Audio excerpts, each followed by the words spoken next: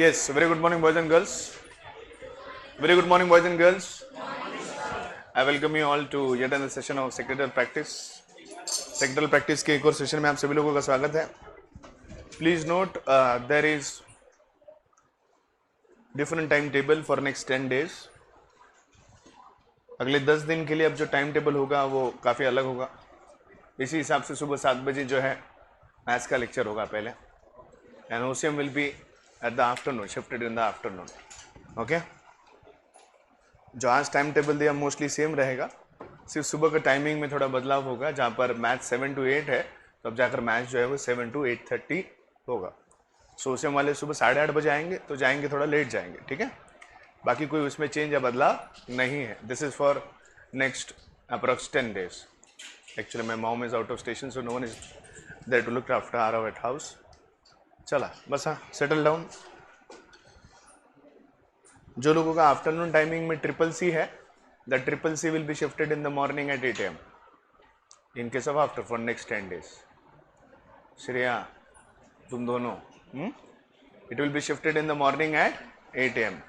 Will be shifting everything to morning at 8 AM. Okay, बाकी OCM जो है वो आफ्टरनून में रहेगा. बाकी जो डिस्कशन है OCM के रिगार्ड्स हम हमारे लेक्चर में कर लेंगे. Okay, shall we go ahead with things. चलिए, please pay attention. Very good morning boys and girls. Very good morning boys and girls. I welcome you all to a session of 12th standard secondary practice. We have started with chapter issue of shares. Issue of shares में हम पढ़ रहे हैं issue of shares to the employees or existing employees of the company. What you will be learning is issue of shares to the existing employees of the company. हाँ या ना?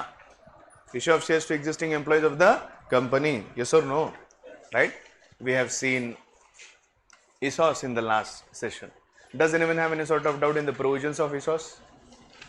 Does anyone have any sort of doubt in provisions of ESOS? ESOS के provision में किसी को कोई doubt है, कुछ पूछना है? ESOS के प्रोविजंस को शॉर्ट में रिवाइज करते हैं. पहला क्या है? They offer shares to employ welfare trust. Normally जब लार्ज स्केल ऑर्गेनाइजेशन होते हैं, नंबर ऑफ एम्प्लॉय ज़्यादा होते हैं, ऐसे केस में एम्प्लॉय वेलफेयर ट्रस्ट के द्वारा जो है वो शेयर्स ऑफर किए जाते हैं. The shares are offered at a price less than market value. काय टाइम है भाई?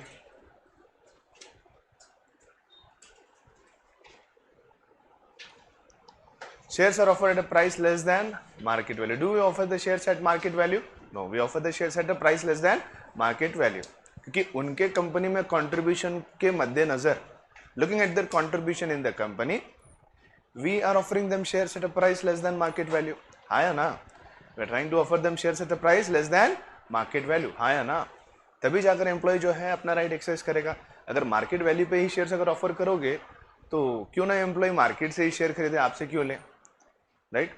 आप ये शेयर्स ऑफर करने का इंटेंशन क्या है? What is the basic intention behind offering the shares to the employee? The basic intention behind offering the shares to the employee is, after buying और exercising the options, the particular employ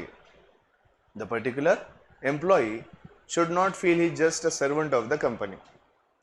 Somewhere down the line, after exercising these options and buying the shares under the ESOS or ESOPs or any other employee stock option plan, he should have that feeling of being the owner of the company. जब वो खुद को एक नौकर नहीं बल्कि मालिक के बतौर समझेगा तो वो घर का जैसे अच्छे से ध्यान रखेगा. घर का जैसे एक ध्यान रखेगा अच्छे से. देखो, नौकर घर का ध्यान रखना है और मालिक घर का ध्यान रखता है, इसमें फ़र्क होता है. होता है ना भाई फ़र्क? यस, फ़र्क होता है. नौकर जैसे ध्यान रखता है उसमें फ़र्क होता है, मालिक जैसे ध्यान रखता है उसमें फ़र्क होता है. होता है ना काबरा जी? हाँ, तो मालिक अच्छे से ध्यान रखता है. ज़्यादा ध्यान अच्छे से कौन रखता है? मालिक. राइट? हो जीजा, सही है ना? सही बोल रहे हैं ना? आज तो एकदम ये दूरिया खूब छात एकदम. The shares are offered at a price less than market value. The shares are offered at a price less than market value. Market value से कम दाम पे ऑफर किए जाते हैं ताकि उन्हें भी ओनर होने का वो मोटिवेशन मिले. Company issues the shares under ESOS and ESOP or any other employee stock option plan with a lock-in period. क्योंकि जीजा जैसे तेज दिमाग वाले लोग, जिनका दिमाग अगाऊ लोग, जिनका दिमाग घोड़े से ज़्यादा तेज चलता है, ऐसे अगाऊ लोगों के लिए थोड़ा बहुत ध्यान रखना पड़ता. तो कंपनी बोले ऐसा नहीं, लॉक इन पीरियड तो रखना पड़ेगा। अगर लॉक इन पीरियड रखेंगे तो ये शेयर्स लिए वाले कम दाम पे लिए वाले शेयर्स को संभालेंगे, वरना जीजा जैसे आगऊ लोग तो बस आज लिए कि कल बेच के 20 लाख रुपए नफा या जो प्रॉफिट है कमाने के लिए रेडी थे, हाँ या ना, राइट। इसीलिए the shares issued under any employ stock option plan have a lock in period. Minimum lock in period कितना है हमारे पास? 1 साल, 1 साल का लॉक इन पीरियड है।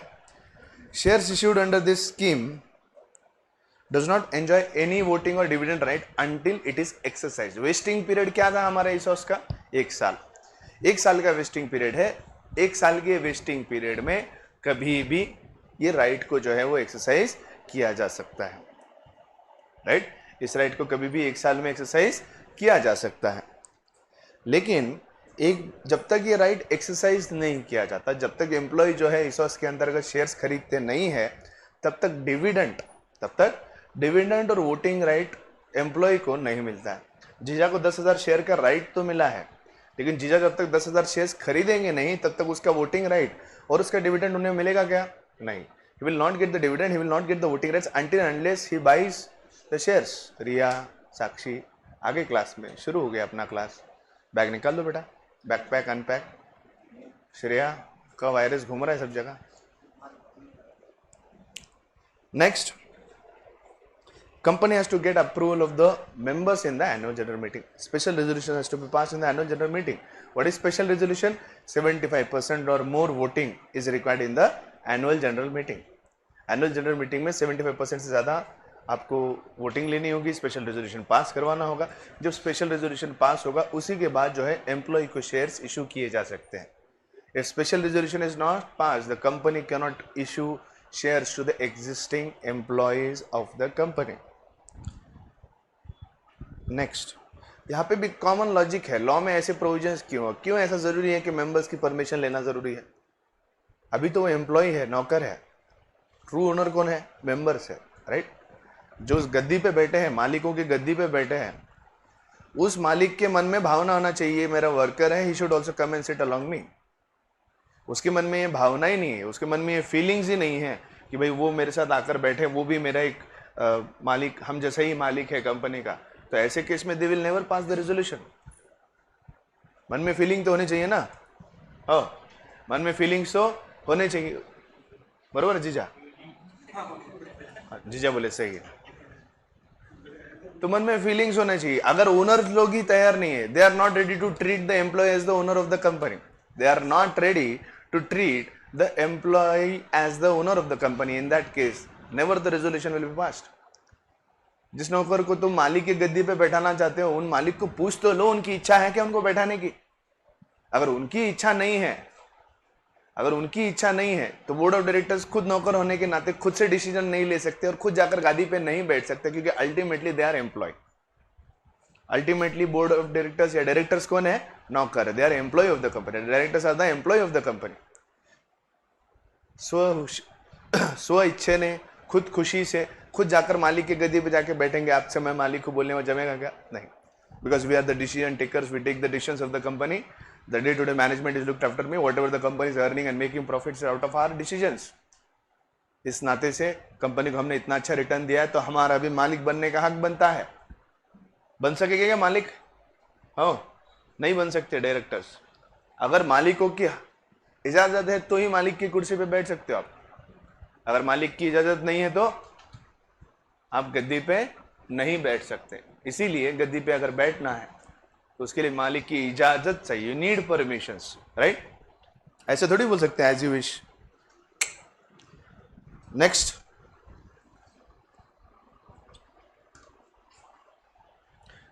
एम्प्लॉय कैनॉट ट्रांसफर, प्लेज और mortgage the rights received under resource.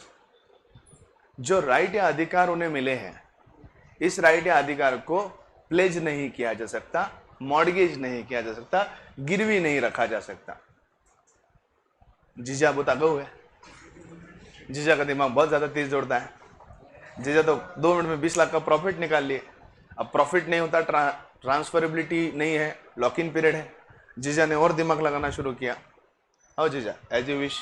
तो जीजा ने और दिमाग लगाया। जीजा ने बोला कि नहीं, एक काम करते, शेयर्स हम बेच तो नहीं सकते, why not pledge this shares and mortgage, इस शेयर्स को, इन पूरे शेयर्स को गिरवी रख देते हैं। इनकी मार्केट वैल्यू 1 करोड़ है, कोई भी बैंक बड़े आसानी से 60-70 लाख रुपए दे ही देगा।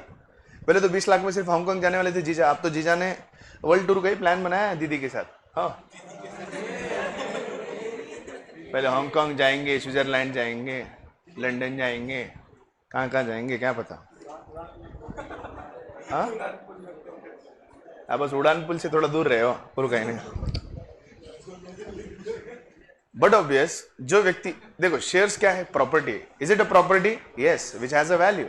इसे बड़े आसानी से प्लेज या मॉर्गेज किया जा सकता है। बड़े आसानी से प्लेज या मॉर्गेज अगर आपने इसे कर दिया तो क्या उसके बदले कोई भी बैंक आपको लोन देगा क्या? यस। मान लो विश्वास बोलकर नहीं, मेरे पास 1 लाख रुपए के शेयर्स है। Is it an asset? Yes. Can I mortgage in a bank? I can go to a bank and sell market value of the shares which I am holding is 1 lakh rupees. Can I have a loan of 50,000 rupees? Bank को सिर्फ interest से मतलब है, उसके बदले में कुछ ना कुछ सिक्योरिटी चाहिए। सिक्योरिटी में क्या दे रहा हूं मैं? 1 लाख रुपए के शेयर्स। 1 लाख रुपए के शेयर्स बतौर सिक्योरिटी दे रहा हूं, तो इस 1 लाख रुपए शेयर्स के बदले में मुझे 50,000 रुपए का लोन चाहिए। 50,000 रुपए लोन इंटरेस्ट के साथ कितना होगा मैक्सिमम? 5-10 हज़ार भी अगर पकड़े 2-3 साल के लिए तो भी 60,000 तक रकम जाती है। मार्केट वैल्यू 1 लाख रुपए है, तो बैंक का पैसा डूब रहा है कि कहीं भी नहीं। अगर कल को मैं पैसा डुबा देता हूं तो बड़े आसानी से 1 लाख रुपए के शेयर्स बेचकर बैंक जो है अपना पैसा रिकवर कर सकती है। इसीलिए बात समझने की कोशिश करिए। अगर आपके पास सिक्योरिटीज है, you can also mortgage your securities and get loan. सिर्फ जमीन प्रॉपर्टी को गिरवी रखकर, मॉर्गेज रखकर लोन नहीं लिया जा सकता। There are various other means by which you can mortgage and pledge various kinds of property and get loan. जैसे कि गोल्ड, क्या सोना गिरवी रखकर लोन मिला जा सकता है? Yes. Can you get loan by pledging और मॉर्गेजिंग गोल्ड? यस। घर गिरवी रखकर, जमीनें गिरवी रखकर तो लोन मिलता ही है, लेकिन जैसे गोल्ड को गिरवी रखकर पैसा मिलता है, लोन मिलता है, गोल्ड लोन मिलता है, ठीक उसी हिसाब से सिक्योरिटीज को भी गिरवी रखकर आपको लोन मिल सकता है। Are you getting my point? Are you getting my point? Okay. Last point था, कंपनसेशन कमेटी बनाना जरूरी है। कंपनसेशन कमेटी बनाना जरूरी है to fulfil all the provisions of the SEBI. Last number point number H is applicable only to a listed company. एक listed company जो किसी भी रिकॉग्नाइज्ड स्टॉक एक्सचेंज पे लिस्टेड है, they have to comply with all the rules and regulations of the SEBI. SEBI के सारे rules और regulations को उनको कंप्लाई करना पड़ता है। Being a listed company which is listed on any of the recognised stock exchange has to comply with all the rules and regulations of the SEBI. SEBI Act 2014. What is SEBI? Security Exchange Board of India Act. What is SEBI as an organization? Can anybody tell me?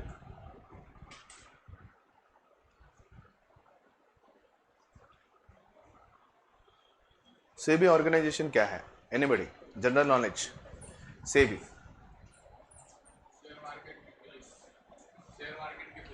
Share market की police. आया रे आया, police आया। थोड़े सभ्य भाषा में बताओ, थोड़ा इंग्लिश में, थोड़ा क्लास अपना एसपी है। शेयर मार्केट की पुलिस।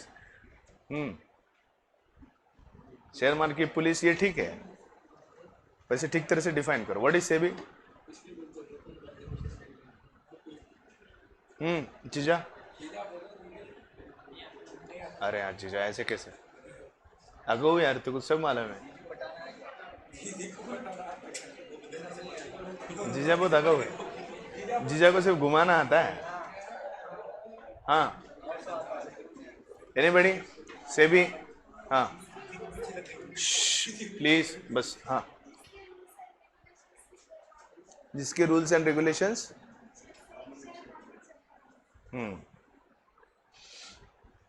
कल मैंने सेंट्रल बैंक पढ़ा। हमारे देश में बैंकिंग इंडस्ट्री, बैंकिंग सेक्टर को कौन रेगुलेट करता है? कौन करता है regulate? Reserve bank of India, central bank. Central bank regulates the banking system in the country. In the same manner, after बहुचर्चित scam of Harshit Mehta, before Harshit Mehta scam, 92 scam, the entire stock market was unregulated. कोई इसके ऊपर कोई control नहीं, कुछ नहीं। सब private लोग चलाते थे, प्राइवेट लोगों के मन मर्जी से सब चीजें चलती थी। लेकिन जैसे ही हर्षित मेहता का इतना बड़ा स्कैम सामने आया, उसके बाद पूरी अर्थव्यवस्था हिल गई थी, the entire economy got shocked. ऐसा जोर का झटका लगा 440 का, लग गए 440 वोल्ट छूने से तेरे, तो जैसे ही लगे, तू बड़ा फील ले रहा है छूने से तेरे, क्या जीजा, what is this?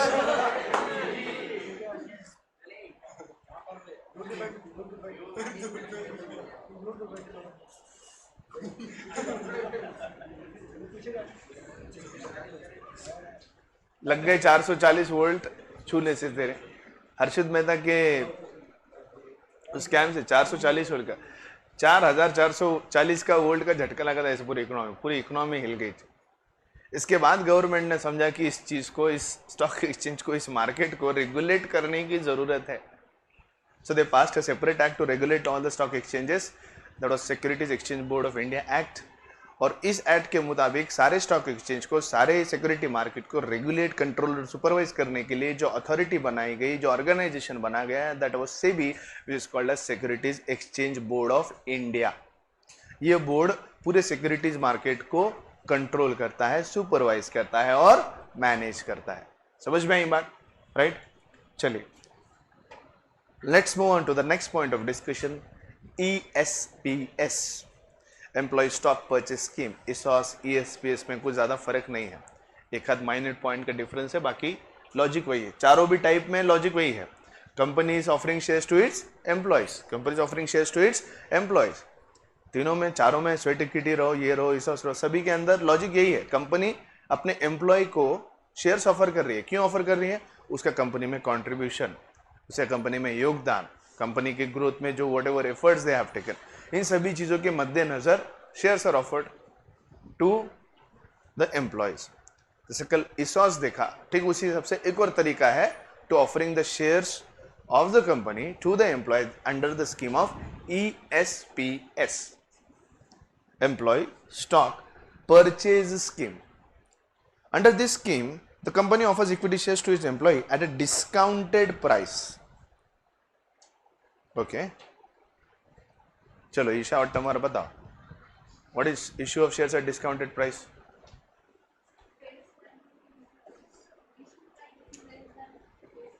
When issue value is less than face value, the shares are assumed to be issued at discount.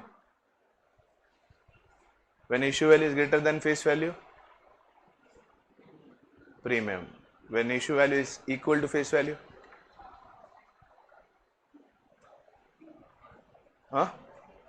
when issue value is equal to face value, the issue is said to be at, कटा ध्यान रखता रहो। अब तो भी कापसे कान भी martyr का नजीक भी बेटा न जुता उमर लगता है।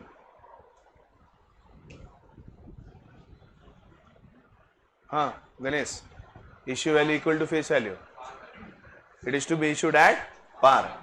जब शेयर्स की issue value face value same होती है तो that is issue at par. जब issue value greater than face value, it is called as issue at premium.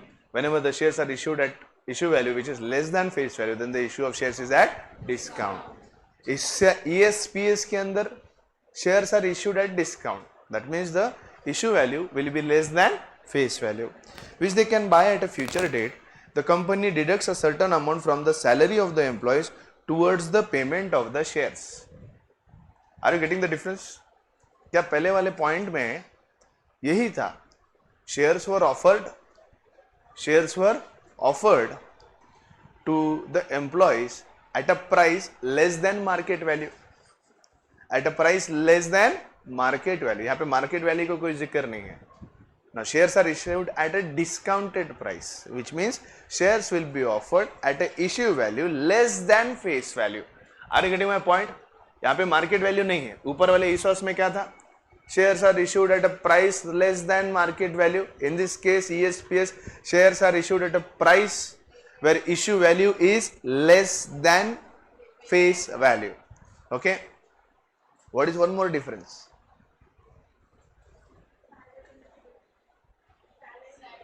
Salary में से यहाँ डिडक्शन है, वहां ऑप्शन है, यहाँ कंपल्शन है। वहां ऑप्शन है, यहाँ कंपल्शन है। Are you getting my point? Are you getting my point? Are you getting my point? Employee stock option scheme, क्या बोला है? ऑप्शन दिया है, as you wish, as you wish, इच्छा है तो कर लो जीजा, परचेज शेयर्स या ना करो, एज यू विश। हाँ क्या इंटरेस्ट, इच्छा नहीं है, ओके, तो इसीलिए बोले ना एज यू विश जीजा।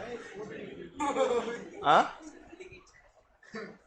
जूजी की तो बहुत इच्छा है, क्या बोले जूली की इच्छा। तो पहले वाला ये जो पॉइंट है एज यू विश, ओके जीजा।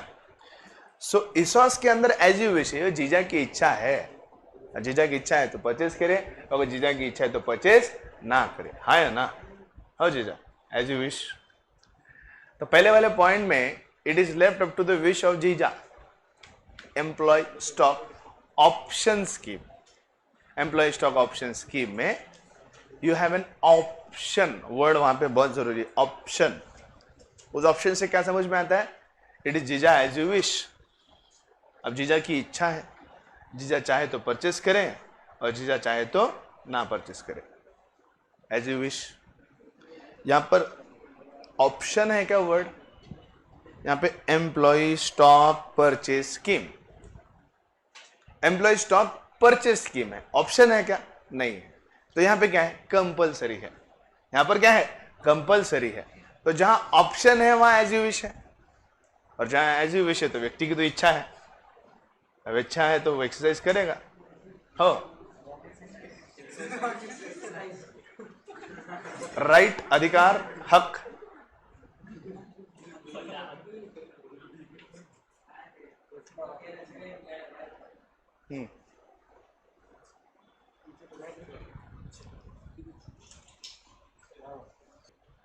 एक तो भाई ऑप्शन दिया है, ऑप्शन देने के बाद एज यू विश है। अब एज यू विश बोलने के बाद वो उसकी इच्छा रही ना एम्प्लॉय की, whether to exercise that right और whether not to exercise that right. So इसीलिए यहाँ ऑप्शन और परचेज के बीच का बहुत फासला है। अब ऑप्शन देने के बाद वो जीजा की मर्जी होगी, as you wish Jija, whether you want to exercise that right और whether you don't want to exercise that right. So as you wish के मुताबिक जीजा बोले कि भाई मुझे राइट एक्सरसाइज करना है। अब राइट दिया है, अधिकार दिया है, अब राइट दिया है, अधिकार दिया है, इस राइट और अधिकार को एक्सरसाइज करने का काम जीजा करेंगे तो जीजा शेयर्स खरीदने वाले हैं, राइट। लेकिन जब हम एम्प्लॉय स्टॉक परचेज स्कीम की बात करते हैं, यहां पर एज यू विश का कोई भी फंडा नहीं, there is no no, there is only yes, there is only yes, there is no no. या क्लियर है? यस और नो के बीच का फर्क है, यहां पर क्लियर है, या यस और जीजा दिल मांगे मोर, यस है। एम्प्लॉय स्टॉक परचेज स्कीम, अब एम्प्लॉय स्टॉक परचेज स्कीम में purchasing is mandatory and compulsory, यहां पे यस है, यहां पर कोई नो का फंडा नहीं है।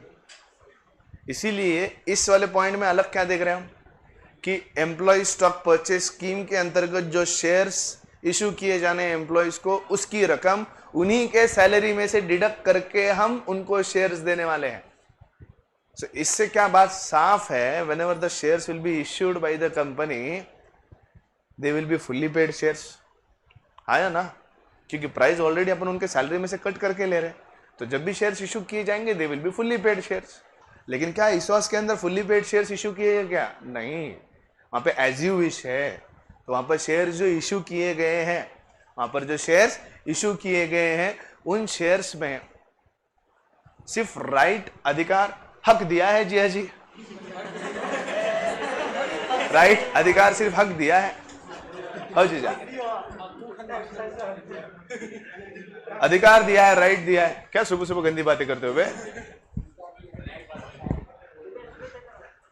The right is given, after exercising the right the price will be paid. क्या ईसॉस के अंदर सैलरी में से पेमेंट कम हुआ? प्राइस कम किया क्या हमने सैलरी में से? नहीं, क्योंकि एक वॉलेंट्री ऑप्शन है वहां पर। यहां ऑप्शन नहीं है, यहां पे कंपल्सन है। आपके सैलरी में से कंपल्सरी जो है वो जो है रकम डिडक्ट की जाएगी। एज यू विश नहीं है यहां पर, yes, it's a yes, it's a yes. Provisions, company must fulfil the following provisions. Okay, ESOS और ईएसपीएस के बीच का फर्क समझ में आया? ये डिफरेंशिएशन के लिए आता है। ये बात लक्ष्य दे, यहाँ डिफरेंशिएशन में आता है ईसॉस एज यू विश, ईएसपीएस यस, दोनों के बीच का फासला समझो। ईसॉस जहां पे एज यू विश है, issued at a value less than market value, issued at a value less than face value, less than face value। यहां पर ऑप्शन है, यहां पर as you wish है भाई, यहां पर it's a compulsory yes, it's a compulsory yes। यहां पर not पेड शेयर्स, यहां पेड शेयर्स इशू किए जाते हैं, यहां पे कंपलसरी शेयर्स अलॉट किए जाएंगे, यहां पर सिर्फ राइट दिया जाता है, ओनली अ अधिकार इज गिवन। फिर उसके बाद it will be as you wish, whether you wish to exercise the right और whether you don't wish to exercise. तो ईसॉस और ईएसपीएस के बीच का ये मेजर डिफरेंस है, 4 पॉइंट जो आप बड़े साफ तरीके से समझ सकते हो। Is everyone clear? Is everyone clear? As you wish और यस के बीच का फासला समझ में आया, और कंपलसरी और एज यू विश के बीच का फासला समझा? अच्छा देख रहा, मोबाइल ले लूं मैं ना, मैं ले लूं क्या? यहाँ पे एज यू विश नहीं है, कंपलसरी है। Now come on to the provisions of ESPS. Now let's come on to the provisions of ESPS. Provisions में पहला पॉइंट क्या है? The different number of shares can be offered to different categories of employees. Category of employees के मुताबिक अलग अलग number of shares अलग अलग एम्प्लॉयज को दे सकते हैं। जैसे मैनेजमेंट में 3 टायर होता है, lower level management, middle level management and top level management. Lower level manager labour वगैरह जो वर्क फोर्स, टास्क फोर्स जो फ्लोर लेवल पे काम करते हैं वो लोअर लेवल मैनेजमेंट में आता है। फिर इसके बाद मिडिल लेवल मैनेजमेंट में मैनेजर्स वगैरह सारे आते हैं, और टॉप लेवल मैनेजमेंट में कौन आता है?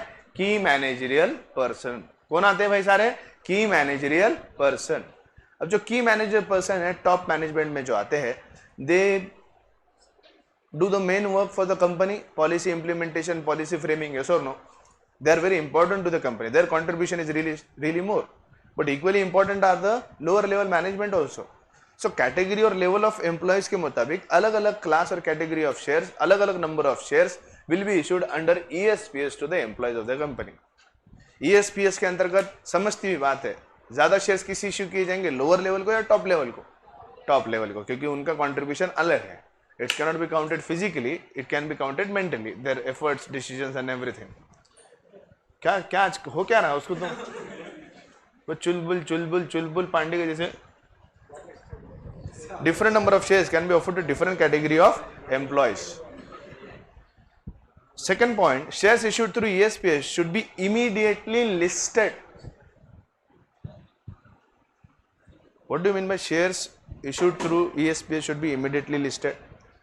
अगर कोई listed कंपनी है और वो ESPS के अंतर्गत शेयर्स इशू कर रही है, तो वो सारे शेयर्स जो वो इशू कर रहे हैं उसका कंपलसरी लिस्टिंग होना चाहिए on the stock exchange immediately.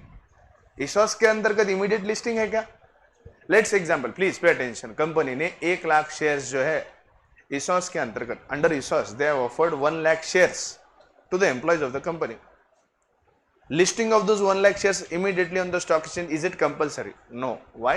Because there is a vesting period of 1 year whether to exercise or not exercise the right. समझे? ईसॉस के अंतर्गत एज यू विश है, 1 साल का टाइम है, वो जब एक्सरसाइज करेंगे उसके बाद शेयर्स के इशू का और सारा प्रोसीजर होगा.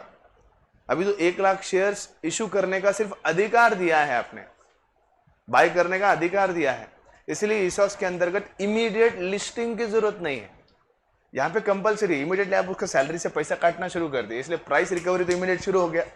अगर वही कंपनी 1 लाख शेयर्स ESPS के अंतर्गत इशू कर रही है, then in that case listing of those shares is compulsory because price of same started to be deducted from the salary of the employees.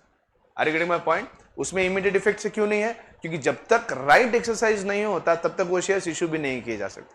अब you can find Next, ESPS shares will have minimum of 1 year lock-in period from the date of allotment of ESPS if is not part of a public issue. But obvious public issue का part ESPS नहीं होता, और जो भी ESPS के अंतर्गत shares issue किए जाते हैं, they are again have a lock in period of minimum of 1 year. Lock in period की लॉजिक तो समझ चुकी है आपको. लॉक इन पीरियड क्यों रखते हैं हम? Why do we keep lock in period? Why do we have lock in period? Why do we have lock in period? Why do we have lock in period? We have lock in period because shares are already issued at discount. ये बात कल भी समझाई थी. Market value से कम value पे, discounted price पे जब शेयर्स इशू किए जाते हैं, in that particular case the company is making loss. खुद का नुकसान करके खाली एम्प्लॉय के बेनिफिट्स के लिए, उनके हित के लिए, उनको मोटिवेट करने के लिए जब कंपनी कम दाम पे शेयर्स बेच रही है, तो इसमें कंपनी का इंटेंशन अलग है, ताकि एम्प्लॉय जो है they should feel motivated, right? The employee should feel motivated is the reason. हाँ या ना? The employee should feel motivated, yes और नो. इसीलिए यहाँ पे लॉक इन पीरियड होता है for a period of 1 year. Are you getting my point? ना तो जीजा जैसे अगव लोग हैं, जीजा जैसे अगव लोग हैं, एज यू विश बोलते हैं जीजा, कुछ भी करने लगते हैं. Next point, company has to fulfil the provisions of SEBI regulations 2014. Again point number D किसे एप्लीकेबल होगा? A listed company only. A unlisted public company doesn't attract the provisions of SEBI. अब you can find. Last point, company has to get the approval of the shareholders in the special resolutions. गादी पे कौन बैठा है? Owner कौन है? Shareholder. उनके साथ एम्प्लॉय को, नौकर को गादी पे बैठाना है, तो परमिशन किसकी लगेगी? ओनर की परमिशन लगेगी. हाँ या ना? अब यू कैन क्लियर? अब you can clear? So here we complete the point on ESPS. Yes और नो? ESPS का पॉइंट यहां पर हमारा कंप्लीट होता है. Next point here is SARS. Don't worry, आज के डिस्कशन में मैं मोस्टली एम्प्लॉय के सारे पॉइंट कंप्लीट कर लूंगा. Stock appreciation right scheme. Okay, today is Saturday. Tomorrow I want submission of utility exercise book. Today is Friday, tomorrow is Saturday. In tomorrow's case, I want submission of utility notebook. कल सुबह class में आओगे तब लेकर आना. कल सुबह आओगे तब क्लास में आओगे तब लेकर आना. सुबह 9 से 9:30 का बीच का जो भी ब्रेक रहेगा, मॉर्निंग ब्रेक, उस मॉर्निंग ब्रेक में मैं सबके बुक्स चेक करूंगा. जाते वक्त बुक्स लेके चले जाना. जिन लोगों की एक्सरसाइज बुक कंप्लीट नहीं होगी, वो संडे को एग्जाम्स में बैठने नहीं दिए जाएंगे. Next Sunday I have exam on sources of finance. So by next Saturday I want exercise book of sources of finance. I guess I have given very ample of time to complete things. Things should be completed by time. इसके बावजूद भी अगर किसी की book complete नहीं है, कल जो मुझे नोटबुक नहीं दिखाएगा, I swear I am going to make that person write the exercise at least 10 times. एक भी क्वेश्चन अगर मेरे हिसाब से नहीं रहा ना, तो वो जैसे आंसर इन डिटेल है, बस उपकार करे जैसे पॉइंट्स लिख दिए, ऐसा मेरे को एक भी नोटबुक दिखे ना, नहीं तुमको आंसर इन डिटेल 10 बार लिखा है तो मेरा नाम बताना. कि इतना वक्त और इतना टाइम देने के बाद I want things to be as per said and proper format. मैंने आपको बोला है कि 0.5 सेंटीमीटर की मार्जिन की आदत रहो, उस फॉर्मेटिंग में मुझे चाहिए. वो भी नहीं रहा तो 10 बार लिखाऊंगा. अगले चैप्टर से एक्सरसाइज बुक में मेरे को फॉर्मेटिंग भी वैसी चाहिए जैसे मैंने आपको बताई है. हाँ, सुनो मैं क्या बोल रहा हूं. Next chapter onwards, stock appreciation right schemes. Okay, please pay attention. What is the next point we have? Stock appreciation right scheme. What is the next point we have? Stock appreciation right scheme. 10 तारीख से गणपति है, no छुट्टी.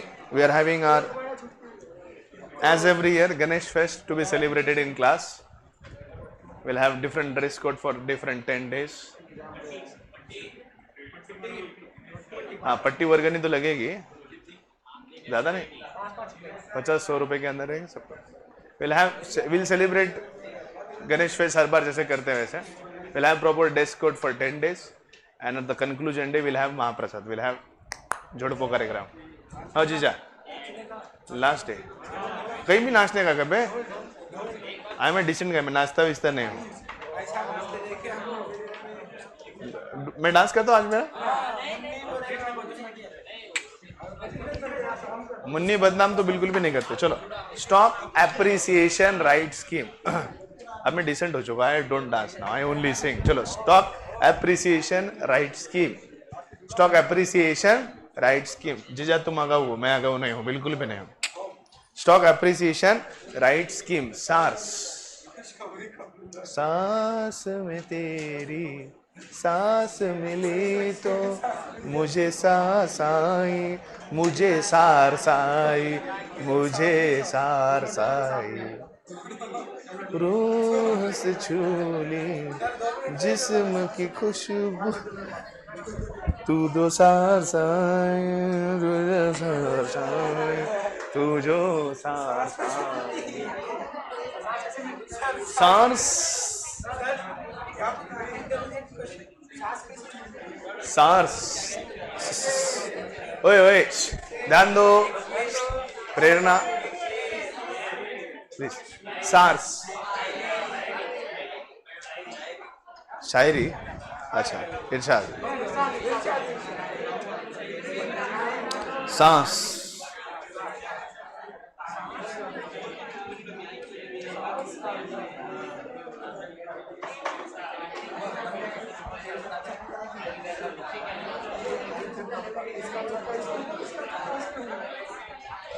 जीजा सुनो, अर्ज है, अर्ज है, अर्ज है।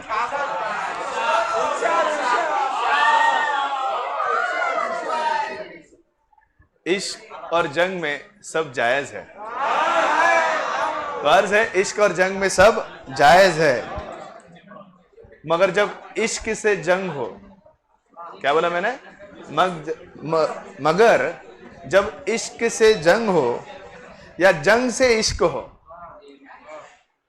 इश्क और जंग में सब जायज है, इश्क और जंग में सब जायज है, मगर जब इश्क से जंग हो या जंग से इश्क हो तो ये इश्क और जंग दोनों नाजायज है।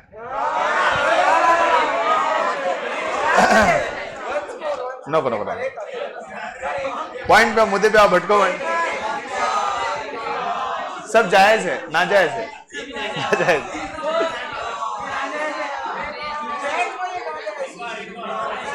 एक और लास्ट, लास्ट एक है शेवटचा। इससे पहले गाना तो सुन लो।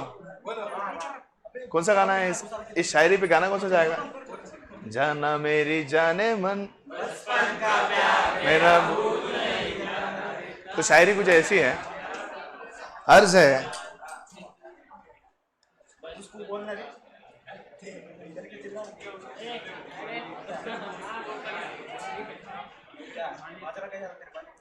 बचपन बताता है,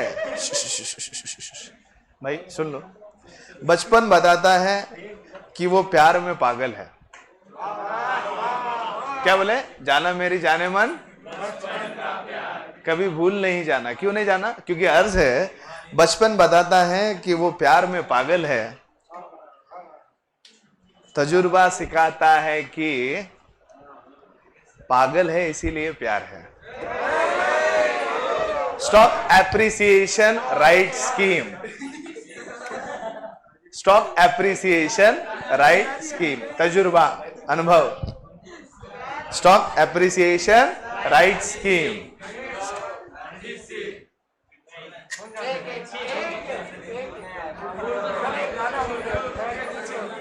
तुम डिस्टर्ब मत करो, सार्स पढ़ाना मुझे। गाना है ना? नहीं हो रहा, नो नो नो नो, पानी पानी पानी पानी पानी। कौन सा कौन सा? इंदुरकर महाराज। ए गाबडे, काय प्यार फिर काय नाही, लपडे फिपडे निसते तुमचे लपडे थे। देवाचं नाव घ्या, आईवडिलाचं नाव घ्या,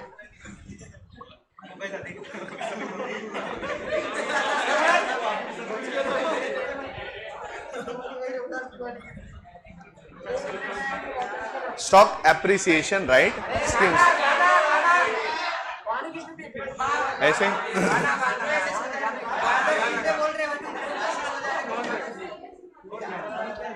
तेरे नाम गाओ तेरे नाम गाओ तेरे नाम सलमान भाई ओनली सलमान भाई कौन सा गाओ तेरे नाम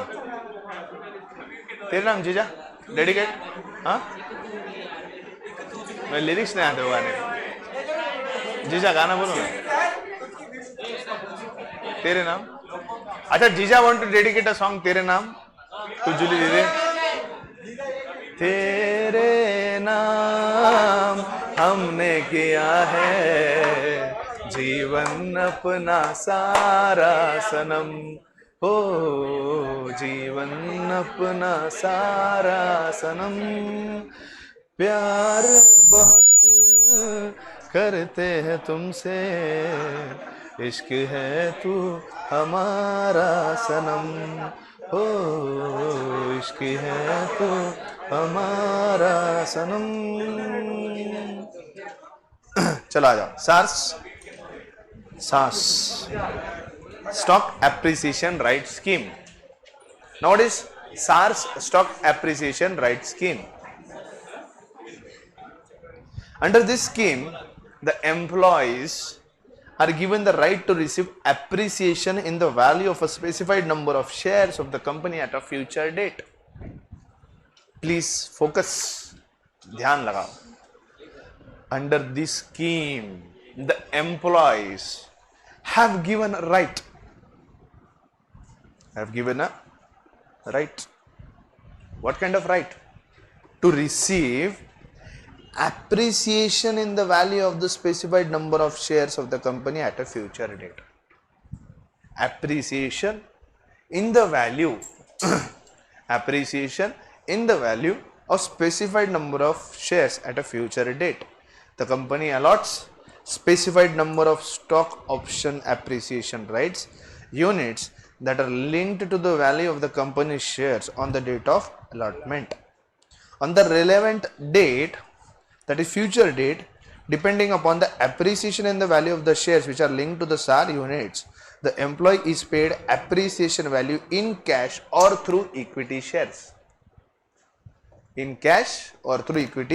shares SARS is a form of bonus compensation given it's a bonus compensation underline bonus compensation which is given to the employees if the company perform well as its market price of the shares goes up the employee does not have to pay for buying any shares यहाँ पे कोई भी buying नहीं होती underline करो ये भी does not have to pay for buying any shares there only is a right of appreciation पहले दो वालों में शेयर्स खरीदने का काम करते हैं इन दोनों में शेयर खरीदने का काम नहीं नौकर ही रहेगा सिर्फ उसको एप्रिसिएशन राइट मिल रहा है यानी सिर्फ उसको बोनस मिल रहा है बाकी कुछ नहीं is going to just receive the bonus company has to give employee a vesting period of minimum 1 year to exercise his option there is no lock in period for SARS lock in period क्योंकि shares ही नहीं दे रहे तो lock in period का कोई सवाल पैदा नहीं होता to issue SARS company has to get the approval of the shareholders through special resolution okay please pay utmost attention if you have to understand the logic of SARS हमने जो पहले दो पॉइंट देखे जो थे ESOS ESPS और ESPS के जो पहले दो पॉइंट थे इन दोनों पॉइंट के अंदर shares are issued to the employee. Now under SAS or SARS, there is no issue of shares. What is given? There is only one thing given to the employees, that is a right of appreciation.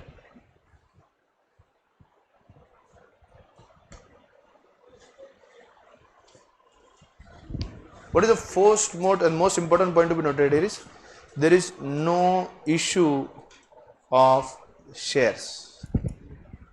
It is kind of a bonus which is given by the company to the employees of the company. Company जब अच्छा perform करती है तब जाके company के shares की market value बढ़ती है, हाँ या ना? यस और नो? जब कंपनी अच्छा परफॉर्म करेगी तब जाकर कंपनी की मार्केट वैल्यू बढ़ेगी, शेयर की मार्केट वैल्यू बढ़ेगी।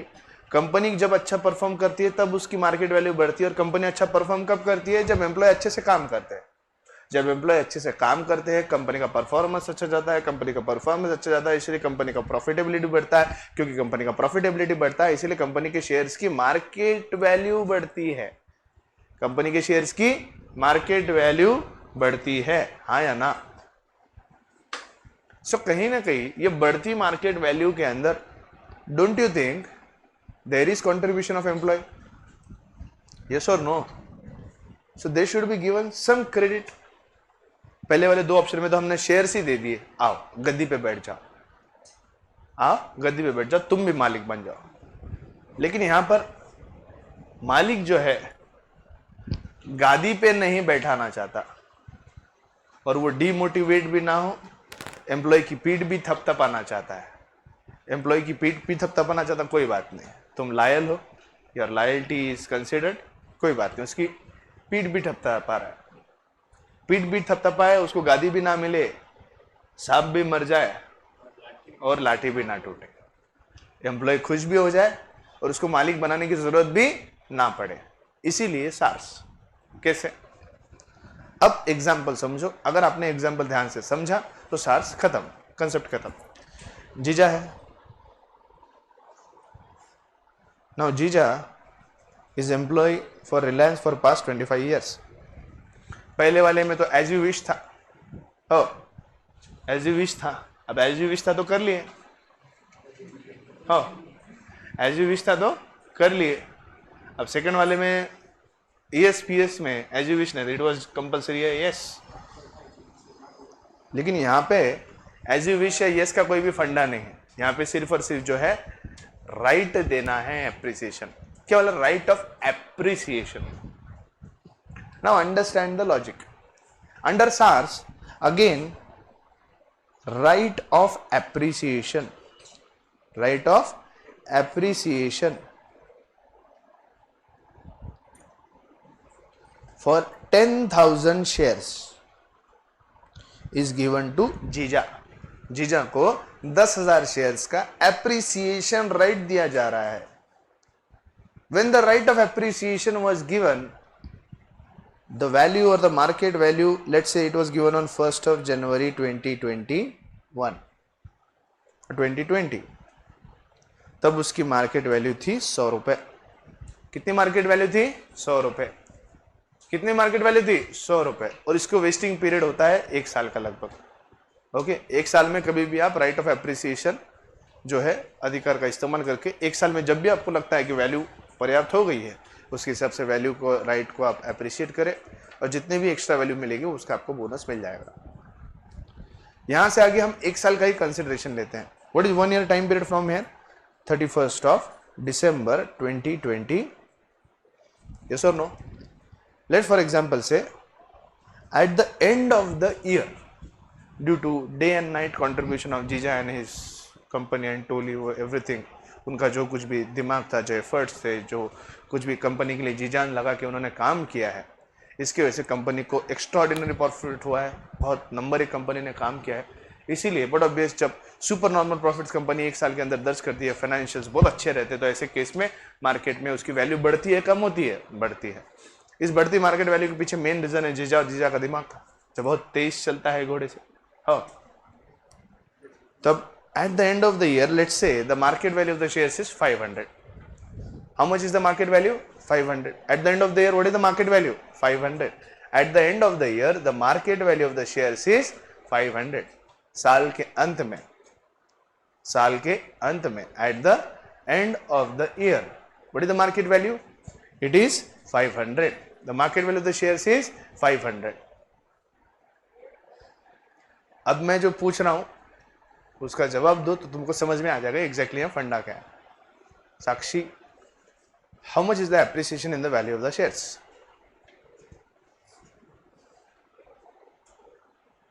किधर ध्यान है तेरा? क्लास में रह के भी क्लास में नहीं है यार तू। क्या करें जीजा, छेड़ो। ये कमाल होगा, जीजा को छेड़ रहे हो पीछे से।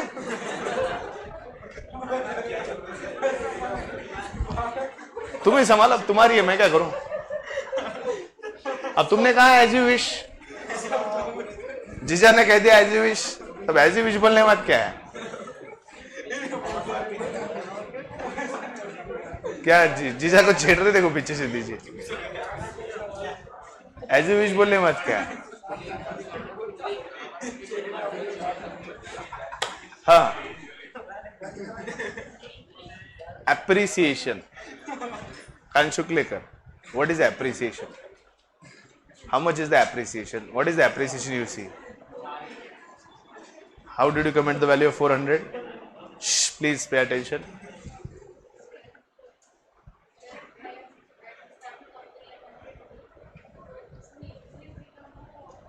Exactly. The price when the right was given to the employee of the right of appreciation was 100. But when he is going to exercise that particular right, let's say he is exercising the right on the last day of the year, that is on 31st of December 2020. How much is the market value on that particular day? 500. So what is value of appreciation? Value of appreciation is equal to market value on issue of right of appreciation, right, minus sorry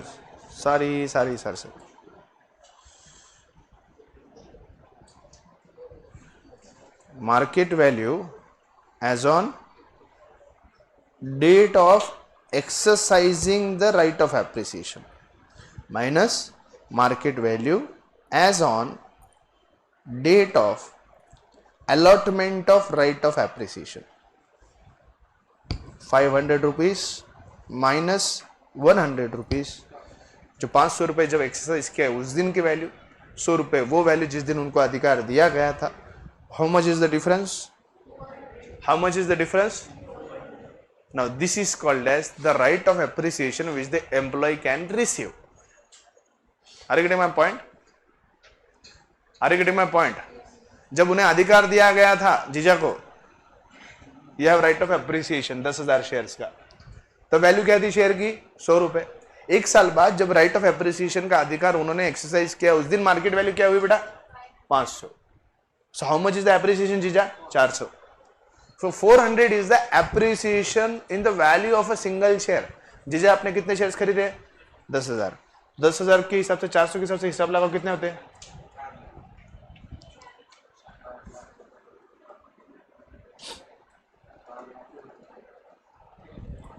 40 lakh. जीजा यार गलत हो रहे यार, तुम 40 बोले. अच्छा जीजा को, जीजा बहुत तेज है. 40 लाख रुपए जो इन्हें अधिकार दिए गए वो 10,000 शेयर्स के है. How much is the appreciation in the value of single share? 400. तो 10,000 शेयर की वैल्यू में कितना एप्रिसिएशन है? 40 लाख रुपए. 40 लाख दे, 40 लाख दे,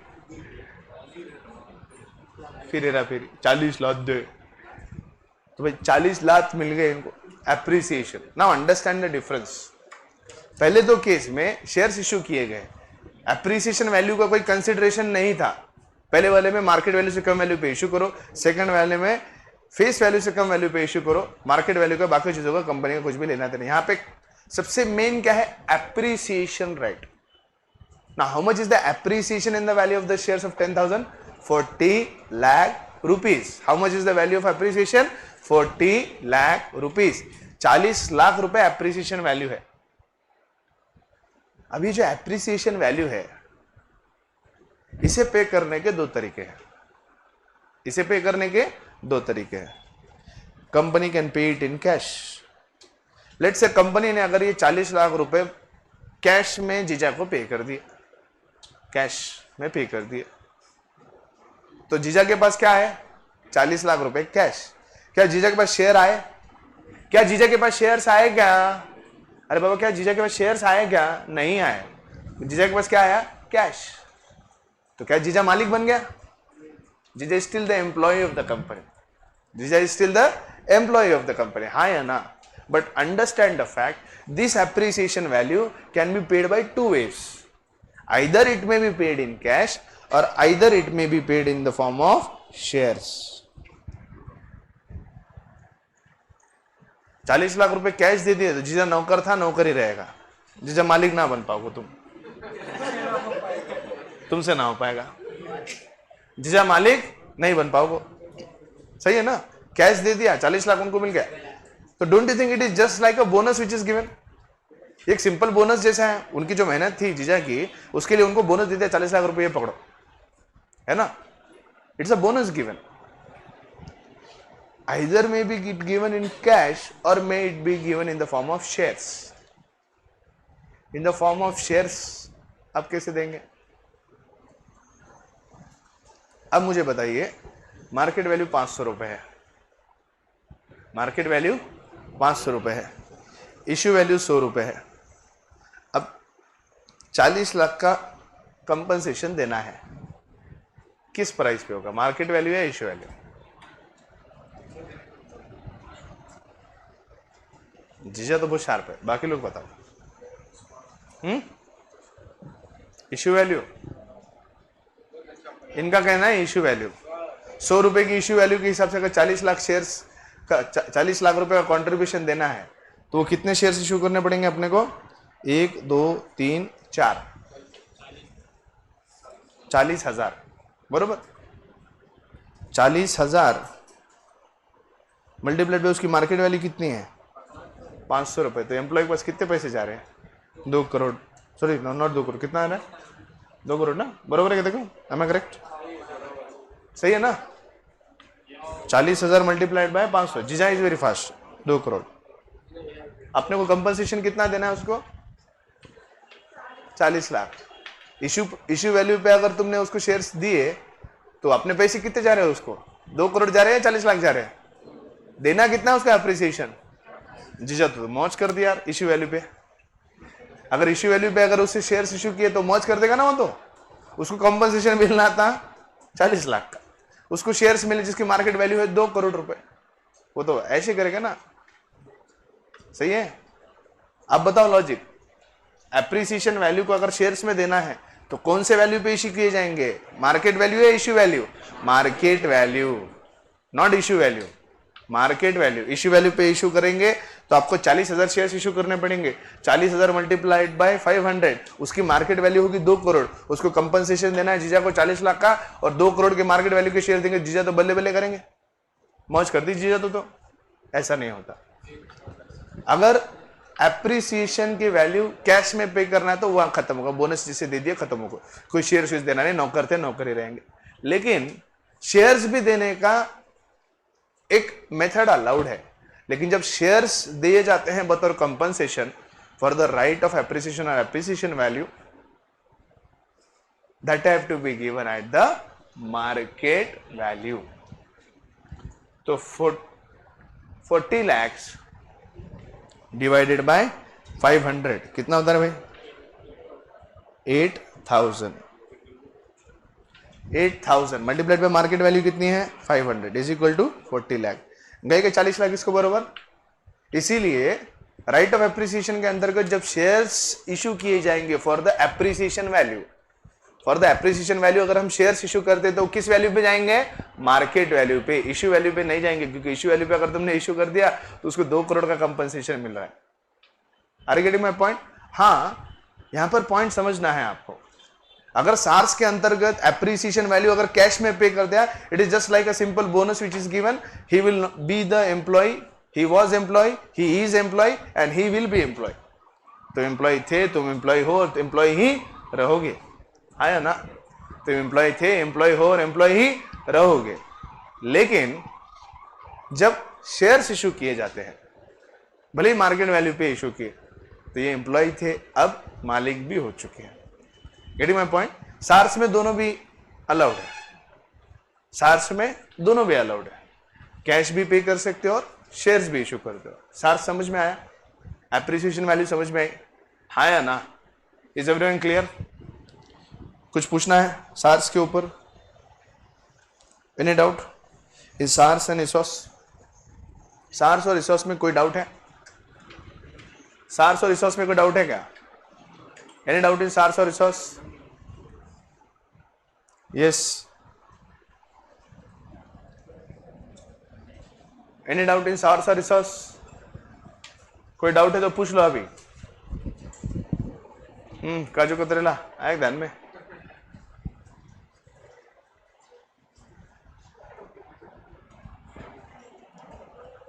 चलिए लास्ट पॉइंट फॉर टुडे।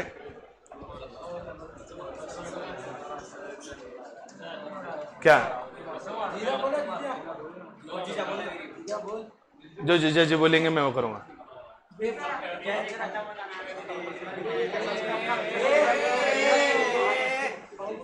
जो जीजा बोलेंगे मैं करूंगा। जीजा पढ़ो। जीजा मना कर रहे, जीजा जो बोलूंगा मैं करूंगा। चलो वैसे भी will complete the sweat equity point tomorrow. Thank you so much.